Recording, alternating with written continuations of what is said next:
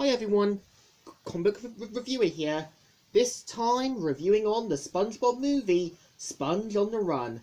Now, as you know, the Spongebob movie, Sponge on the Run, is meant to be a 2020 live-action computer animated comedy film that is based on the hit show on Nickelodeon known as SpongeBob SquarePants, as well as being directed and written by series developer as well as former series writer Tim Hill, as well as being dedicated to the original creator Stephen Hillenburg.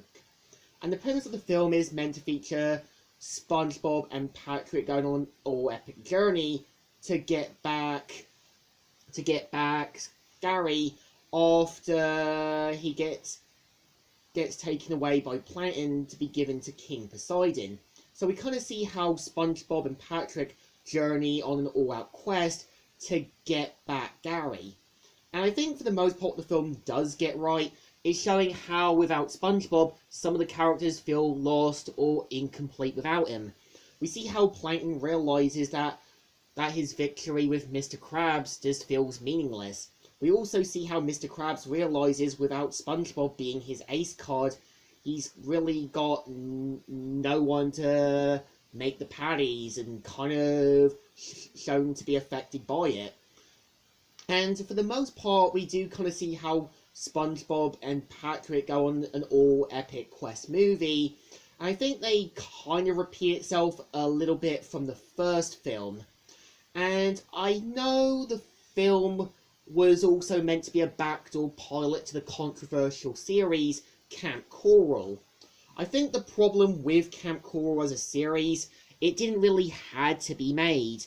I think there were intentions on making Camp Coral work, but got swept away. And I know Stephen Hillenburg was against the idea of Camp Coral, as it does kind of cause continuity errors.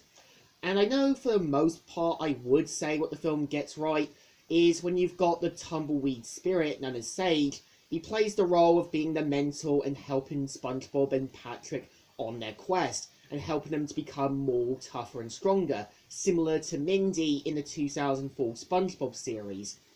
I think for the most part I do give the new animation credit, as it kind of has this storybookish feel to it. I also feel like it's kind of implied that the King Poseidon in this film isn't meant to be like the other two King Neptunes. I think the other two King Neptunes in the series were implied to be brothers. I would say King Poseidon's a guy pretending to be a king to feel in control and power. And this kind of implies that everyone just plays along with it. And I think for the most part I would say King Poseidon does work as an antagonistic foil. You can kind of tell he wants to make himself look like he's younger and to not really care about his true age. The thing about aging, it's important to accept it and not try to change yourself into something you're not.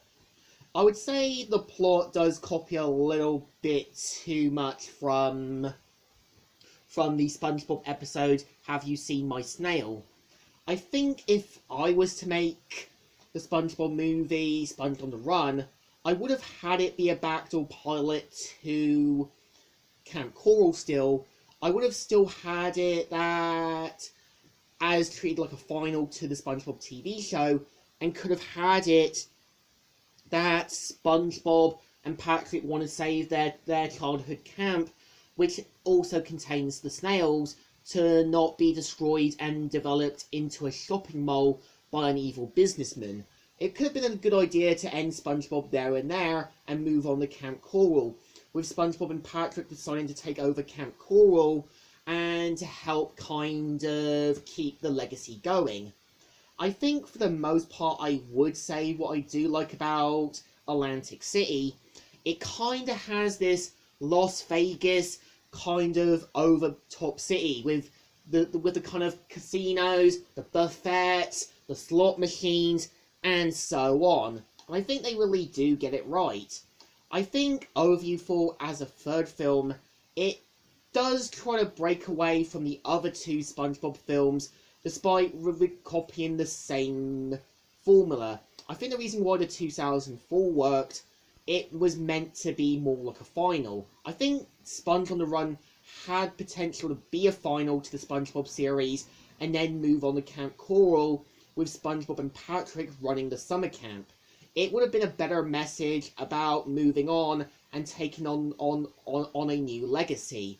So I think, to me, Sponge on the Run is wasted potential, but it has some good ideas in animation.